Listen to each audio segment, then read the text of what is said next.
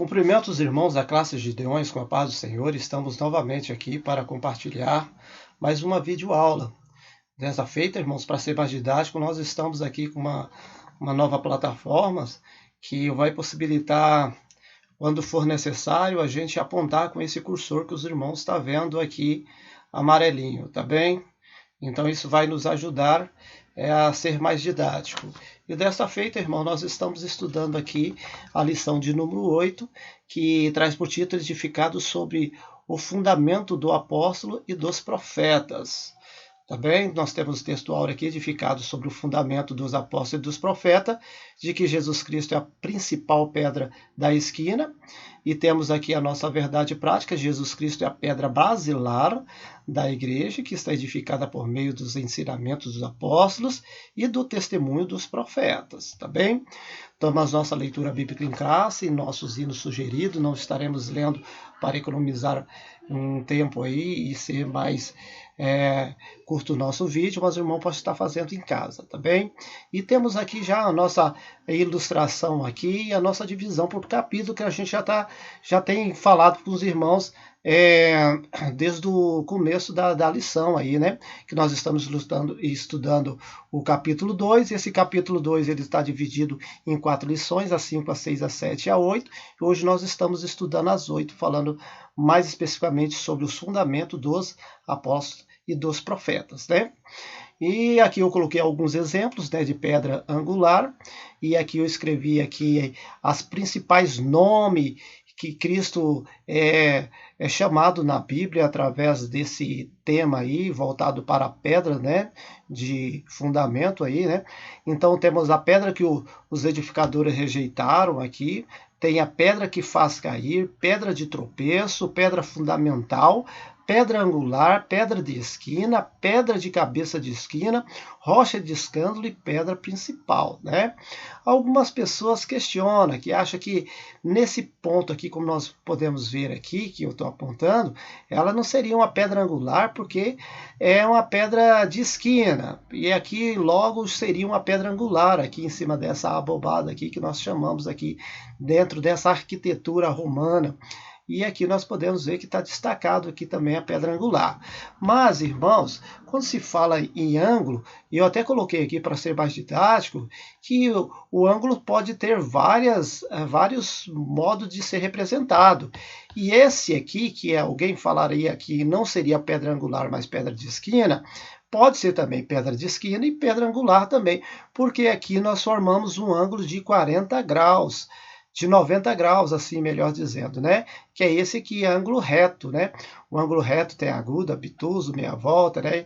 E os demais aqui, como os irmãos podem estar verificando, né?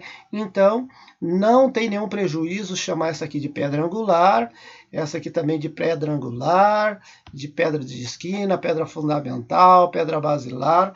O interessante é o propósito aí, que é uma pedra que é usada de referência na construção, tá bem? A nossa introdução está aqui. Por meio da reconciliação efetivada na cruz, Cristo formou a igreja. O apóstolo Paulo compara a igreja como um edifício em construção. E a pedra angular dessa edificação é Cristo. O fundamento é a doutrina dos apóstolos e o testemunho dos profetas. Assim, há o propósito divino de que sejamos o templo santo do Senhor, a morada do Altíssimo. Estudaremos esses aspectos aqui. Uma coisa que eu quero chamar a atenção dos irmãos é que a nossa lição aqui, ela vai omitir muito esse livro de Efésios, né? Então ele vai falar mais só o numeral aqui, não a nomenclatura aqui, tá? Não a sigla, tá bem? Então, não é um erro, eu creio que foi feito de propósito, tá bem, irmãos? Mas aí o irmão sabe que está se referindo a Efésios, tá bem? E outra situação aqui que eu quero deixar bem claro, que nós não vamos, irmãos, aprofundar na nomenclatura apóstolo, tá? Porque se a gente for questionar aqui, essa questão, a nomenclatura apóstolo, se esse ministério hoje ainda existe ou se não, a gente levaria muito tempo para falar disso, né? Porque geralmente na sala de aula sempre algumas pessoas querem saber e querem saber também porque não tinha pastor na época, o presbítero, com a diferença de presbítero para bispo, ancião. Então são assuntos que demandam muito tempo e a nossa lição não é voltada especificamente para isso. Mas para que os irmãos não fiquem com a dúvida qual é o pensamento da Assembleia de Deus voltada para esse ministério, por que nós nos separamos o apóstolo?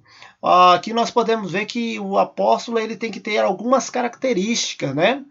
E aqui, por exemplo, a primeira característica que a gente vê aqui, que o apóstolo tinha de ser testemunha daquilo que Jesus havia feito durante todo o tempo que esteve em seu meio. Eles tinham de ser testemunha pessoais da sua morte e ressurreição.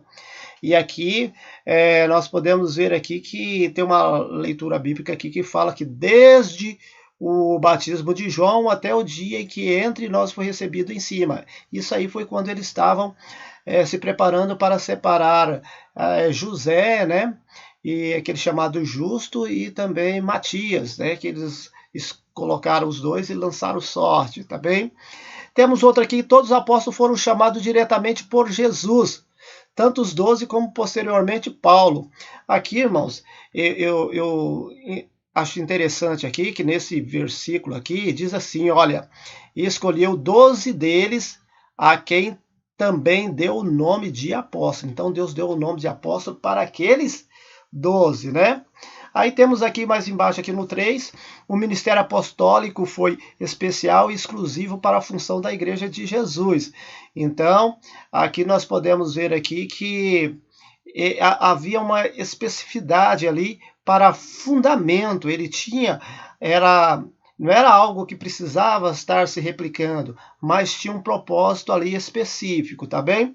Se os irmãos olhar para a função das tribos, os irmãos vão ver que essa função do apóstolo, elas trabalham junto também, tá? Mais tarde, eu acho que eu vou fazer, tem ali, mais tarde a gente vai falar a respeito dessa comparação da tribo com o ministério apostolado, tá bem? Então, a função apostólica nunca foi transmitida a outros. Então, eles separaram diáconos, obreiros, presbíteros, mas não separaram apóstolo, tá bem? Os 12 apóstolos, todos de origem judaica, né? Então, tem um papel ligado à igreja e também tem relação especial com o povo judeu. Então, tem uma característica específica para o apostolado, tá? E o Apocalipse indica que nunca houve nem haverá mais de 12 apóstolos. E o muro da cidade tinha 12 fundamentos e nele o nome dos 12 apóstolos do Cordeiro. Então, irmãos, se fosse um ministério que deveria estar se multiplicando, quantos fundamentos que não teria essa cidade, tá bem, irmãos? E agora eu vou falar também, já que nós já tocou nesse assunto, vamos falar que nessa cidade santa também, ela também teria 12 portas, e cada 12 portas, ela se refere a uma tribo, tá bem? Aí alguém pode me perguntar, mas professor, e se você está falando que na cidade só tem 12 fundamentos e não cabe mais um, e por que o apóstolo Paulo, que seria então o 13º aí, irmãos, aí tem um mistério aí da parte de Deus, não sei como vai ser tratado isso, mas é a mesma coisa que acontece com as tribos. Por exemplo, lá em Apocalipse vai aparecer a tribo de José, mas na Bíblia para trás você não encontra nenhuma tribo de José. Todos nós sabemos que ao invés de ter a tribo de José, foi colocado Manassés e Efraim. Então, tem algum segredo da parte de Deus aí que não cabe nós agora especularmos, tá? Mas o certo é que o apóstolo Paulo, ele foi um apóstolo da parte de Deus, tá bem, irmãos? E tem uma parte bastante interessante também que o apóstolo Paulo fala lá em 1 Coríntios, capítulo 15, versículo 9, ele fala assim, olha, esses falsos apóstolos são obreiros fraudulentos. Então, obreiros existe, mas apóstolo não tem. São falsos apóstolos. Apóstolo é somente aqueles. Tá bem, irmãos? Tá bem entendido aí? A gente não vamos tratar direto desse assunto, mas só para os irmãos ficar a par aí. Não só somente essas características, tá? Eu peguei apenas um apanhado, mas tem mais de 12 características aí que a Bíblia defende aí, tá? Se os irmãos quiserem depois dar uma olhada nesse resumo dessa revista, né, evangélica, Chamada da Meia-Noite, uma revista muito boa, né, uma edição de abril de 2004, na página 15, tá bem? Então vamos lá para um edifício espiritual, nosso primeiro ponto aqui, o santuário judeu. O templo em Jerusalém era o símbolo do exclusivismo de Israel. Cristo aboliu a lei cerimoniais, desfez a inimizade entre o povo judeus e gentil, formando a igreja, né? Assim, o templo judaico perde a relevância e um novo conceito de santuário é apresentado. Então, nós podemos ver por que era o exclusivismo, tá, irmãos? Bem aqui onde que estou apontando aqui, tem um muro aqui, tá vendo? Aqui tem um muro. E esse muro aqui, se os irmãos conseguirem ver aqui, é o muro do aviso. É um muro que estava avisado em pelo menos 3 idiomas, o hebraico, o aramaico e o grego, dizendo que o gentil que ultrapassasse este muro para cá, eles eram dignos de morte, tá bem? Aqui tinha um pátio das mulheres, as mulheres ficavam por aqui. Bem aqui tinha o átrios como se fala mesmo, dos judeus, né? Homens, geralmente, né? Aqui já tinha o átrio dos sacerdotes, né? E aqui que começava a entrada no templo. Aí os gentios, irmãos, ficava aqui, ó, pátio dos não-judeus. Pátio dos não-judeus ficava aqui, tá bem, irmãos? Mas Deus derrubou essa parede aqui e agora todos nós temos livre acesso aqui, não apenas judeus. Então acabou esse exclusivismo e agora nós somos todos igreja. É isso que isso aí está falando, tá bem, irmãos? Vamos lá.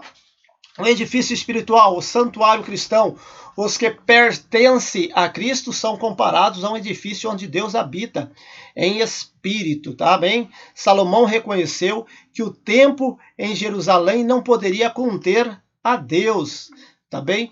E o Altíssimo não habita em templos feitos por mãos de homens, tá bem, irmãos? Esse é o ponto, o santuário cristão aqui que nós estamos falando. Tá bem? Vamos para frente. Um edifício espiritual, o santuário cristão. Os cristãos judeus ou gentios tornaram-se o templo onde o Espírito de Deus habita. Tá bem? Os cristãos são pedras vivas em um edifício espiritual. Então, aquele templo que era de pedra, agora passou a ser o nosso corpo, né? Então, vamos aqui, a pedra angular. Na arquitetura antiga, a construção de um edifício requeria uma pedra angular que era posta no canto do prédio para sustentar o alicerce, o que nós já falamos aqui, tá bem?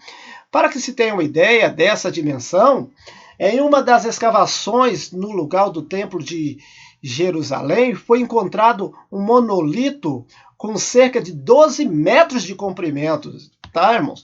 Então, sempre quando ia fazer uma construção, eles pegavam aquele lugar que eles sabiam que precisava de bastante sustentação e colocava essa pedra chamada pedra angular, pedra principal, pedra basilar, pedra de esquina e assim por diante, tá bem? Cristo é a pedra principal.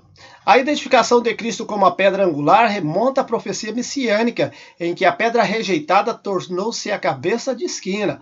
Portanto, a pedra angular deste novo santuário é o próprio Cristo. No Sermão do Monte, aprendemos que um homem prudente edifica sua casa sobre a rocha, que é Cristo Jesus. Então, irmãos, aqueles que preferem construir a sua casa na areia, ela vai embora, mas quando nós preferimos construir a nossa casa na rocha que é Cristo, aí tem segurança garantida, né?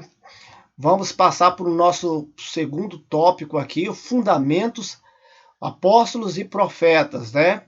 O conceito de apóstolo, nós vamos estar vendo aqui.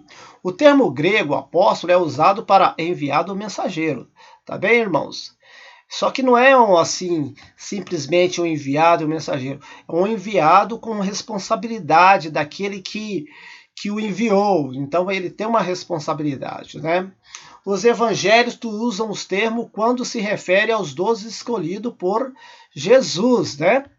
Mas não somente Jesus, os 12, né? Mas tem também aquela questão do apóstolo Paulo, né? Que principalmente quase em todo capítulo 1 e o verso 1 de cada epístola, aos Colossenses, aos Romanos, aos Coríntios, ele explica que o porquê que ele é chamado de apóstolo, não pela vontade dele, mas pela vontade de Jesus, não pela vontade dos homens, mas pela vontade de Deus, tá bem? Então vamos, eles foram testemunhas oculares do mistério, morte e ressurreição de nosso Senhor. Assim Paulo também foi chamado pelo próprio Senhor para ser apóstolo, tá bem? O que nós acabamos de falar. Conceito de apóstolos ainda. Aos apóstolos foi confiado o ministério da palavra como compromisso de instruírem a igreja. Tá bem, meus irmãos? Ainda, vamos lá, a doutrina dos apóstolos. O que constitui o fundamento da igreja não são os apóstolos em si, mas a doutrina que elas ensinam, ou seja, as escrituras. Essa aí que é a nossa pedra basilar, os fundamentos da nossa fé está baseado não apenas nos apóstolos, mas no fundamento da doutrina, tá bem, irmãos? O apóstolo receberam doutrina diretamente de Cristo. Nós podemos ver o que o apóstolo Paulo mesmo falou assim, ó, o que eu recebi do Senhor, isso também vos ensinei, tá bem? Eu acho muito interessante algumas partes que o apóstolo fala, não digo, não, agora digo eu, né? Ele tem aquele cuidado de dizer que quando é ele que está falando. E quando é Deus que estava revelando para ele também assim expressava, né? Então isso é muito interessante quando o homem ele tem essa humildade de falar, não, isso aqui é o meu pensamento, é o meu entendimento e não é aquilo que Deus está querendo. Mas quando ele também falou que eu recebi do Senhor, isso também ensinei, principalmente na referente à Santa Ceia, né? Então vamos aqui, o fundamento dos apóstolos e profetas, né? Ainda a doutrina dos apóstolos. Assim como não se pode mexer na pedra angular, depois de colocado o alicerce, igualmente o fundamento da igreja não pode ser violado, tá bem, irmãos? Agora tem algumas pessoas que falam assim, olha, Jesus Cristo não pode ser a pedra fundamental, porque o fundamental ele é ali como se fosse a sapata, né? Os fundamentos. E a pedra de esquina, ela já fica ali mais... Ela já tem um outro ângulo, né? Mas, irmãos, o interessante é que nós sabemos que lá em Hebreus, a Bíblia nos fala que Jesus Cristo, ele é um apóstolo também. Então, Jesus Cristo, ele cabe tanto no fundamento da igreja, quanto na pedra angular, né? Alguns falam assim, olha, a pedra fundamental é só uma pessoa, é Pedro, porque a Bíblia nos fala assim que sobre essa pedra edificarei a minha casa, né? E o poder do inferno não se prevalecerá contra ela. Então alguns querem diferenciar isso, dizer que a pedra fundamental é Pedro e Jesus Cristo seria a pedra angular ali, mais para dar direção ali e ligar uma parede na outra. Mas não, Jesus Cristo, ele é o fundamento, ele é o alicerce, ele é a pedra basilar, ele é a pedra fundamental, a principal e assim por diante. Ele está em todos, ele é Deus, né? Então vamos à doutrina do apóstolo, a revelação dos apóstolos, conforme termos no Novo Testamento nunca poderá ser substituído ou anulada por revelação, testemunho ou profecia posterior, né, irmãos? Então ninguém faz uma casa e depois vai começar a cavucar o alicerce ali, o fundamento, querer mudar ali a estrutura, que a casa vai vir abaixo, né? Tá bem? Então o testemunho dos profetas, estamos aqui. Então a gente sabe que o fundamento aqui é os apóstolos e os profetas, né? Então a palavra grega profeta significa proclamador e intérprete da revelação divina. Paulo assegura que a compreensão do ministério que no passado estiveram oculto foi revelado pelo Espírito aos profetas no Novo Testamento. Tá bem? Aqui o testemunho dos profetas ainda, a ordem da frase apóstolo e profeta indica tratar-se dos profetas da igreja e não os do Antigo Testamento, né, irmãos? Tem uma passagem lá do rico e do Lázaro, né, que ele queria que molhasse a língua dele, né, lá a ponta da língua dele, porque estava se queimando em chamas, e ele pedia para que ele fosse falar para os seus parentes, mas aí a Bíblia falou, não, lá tem a lei e tem os profetas. Nesse caso, irmão, estava falando do Antigo Testamento. Mas nesse caso aqui, apóstolo e profetas, então aqui está falando já do Novo Testamento, porque se fosse falado profetas e apóstolos, eles entenderiam que estava falando do Antigo Testamento. Mas como está falando apóstolo primeiro e de profetas, então já subentende que esse profeta já é profeta do Novo Testamento. Tá bem, irmãos? Assim, os profetas neotestamentários que falaram inspirado pelo Espírito Santo perfazem o alicerce da Igreja de Cristo. Tá bem, irmãos? O edifício bem ajustado. A expressão todo edifício bem ajustado cresce, indica um processo contínuo de desenvolvimento dos crentes. Todo crente bem ajustado torna-se templo santo do Senhor, tá bem, irmão? Aqui nós já estamos no ponto 3, né? Já caminhando para a finalização da nossa lição. Então, esse ponto aqui vai falar exatamente a respeito dessa, que todo o crente bem ajustado, com um edifício bem ajustado, ele cresce, né? Então, e voltando ali para um crescimento espiritual, nós podemos dizer que através desse crescimento vem dar bons frutos, tá bem, irmãos? Agora, edificados para a morada de Deus, né? O templo santo do Senhor. Ao desfrutar da comunhão divina, o crente recebe o livre acesso à presença do Pai, tornando-se assim morada de Deus no Espírito, tá bem, irmãos? Então aquele templo, irmãos, aquela suntuosidade que os discípulos falaram para Jesus lá em Mateus 24, olha, vede como é tão bonito o templo, né? Contemplando aquela formosura, e Cristo falou, olha, não ficará pedras sobre pedras que não seja derribada, né? Então o interessante agora que não é naquele monte e nem em outro monte, mas o importante é que os verdadeiros adoradores adoram o Senhor em espírito e em verdade. Mas isso aí não abre brecha, irmãos, para um grupo de pessoas que eles são considerados os desengrejados, que diz que não precisa dar oferta, não precisa ter igreja, não precisa de dízimo, não precisa se reunir, cada um na sua casa, não. Irmão, nós estamos passando por um momento difícil, mas é temporário.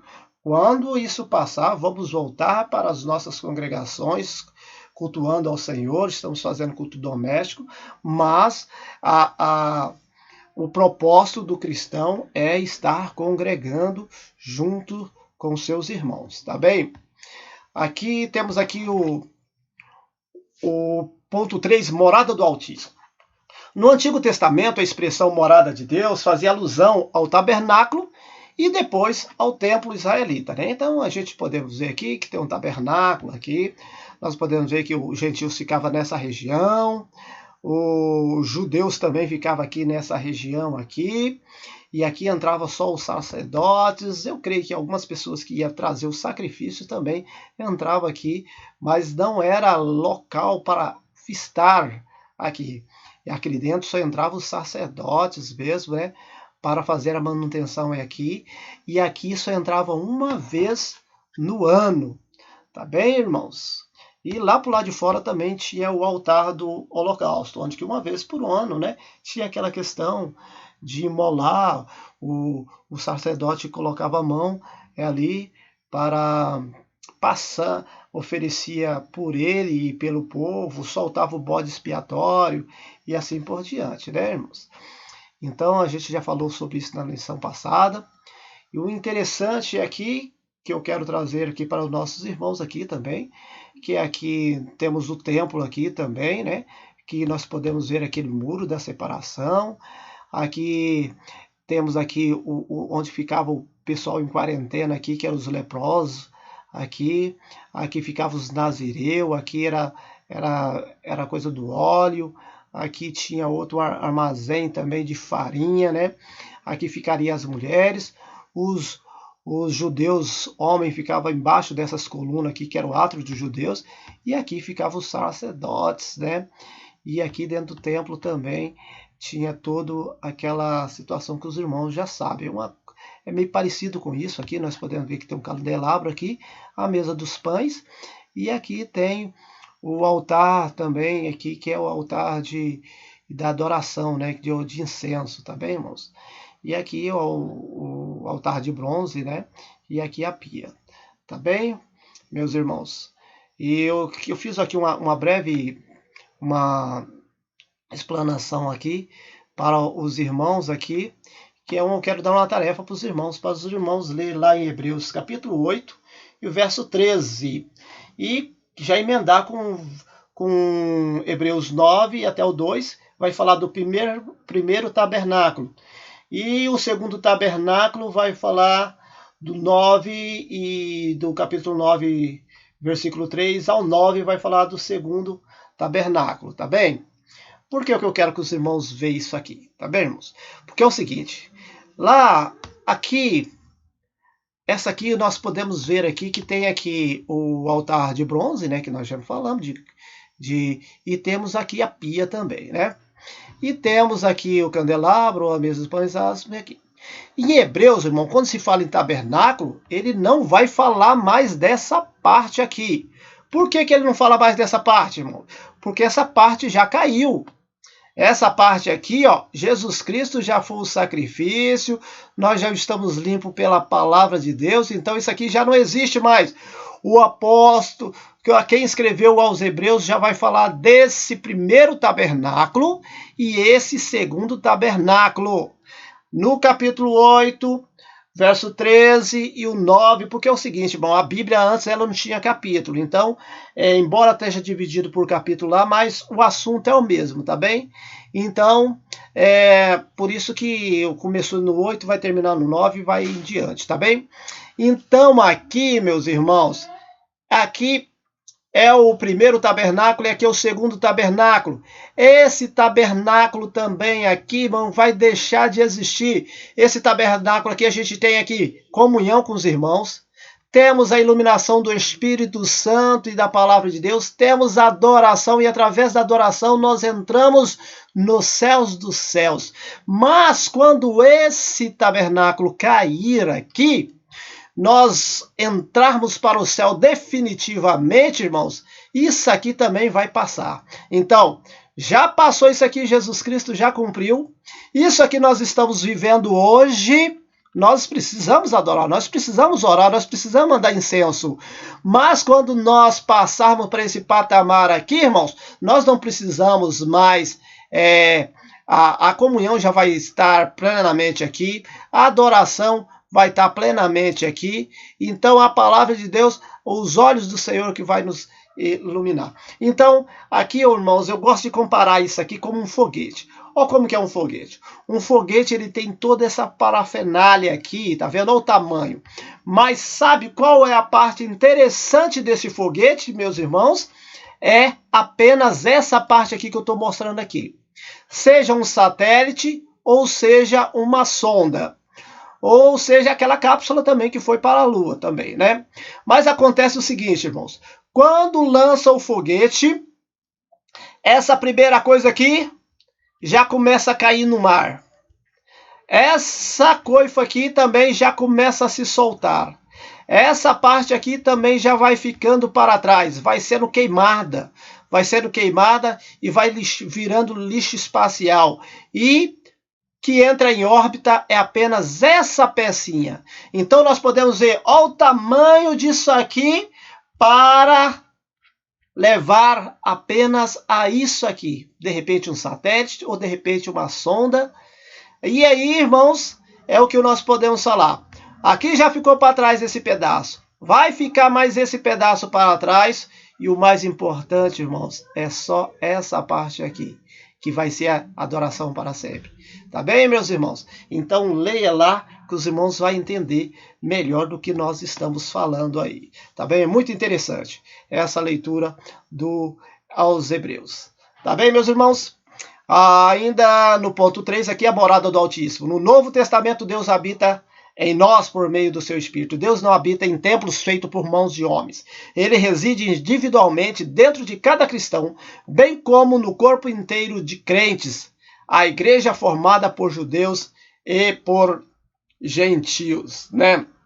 Em Cristo não há grego, não há troiano, não há gentios, a todos servos de Deus. A nossa conclusão, a comparação da igreja como edifício em construção indica que estamos em processo de aperfeiçoamento, até que todos cheguemos à unidade da fé.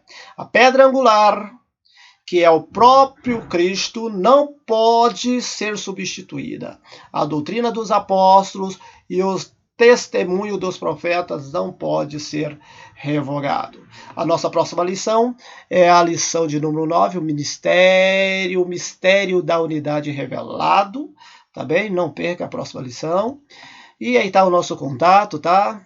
E por fim nós chegamos ao fim dessa lição e que Deus abençoe a cada um. Eu deixei o endereço aí da nossa igreja, né? De repente a gente tem conhecimento que pessoas de outro lado do universo aí tá acompanhando as nossas lições, então por isso decidi deixar o nosso endereço aí. Que Deus possa continuar abençoando a cada um, em nome de Jesus Cristo. Amém.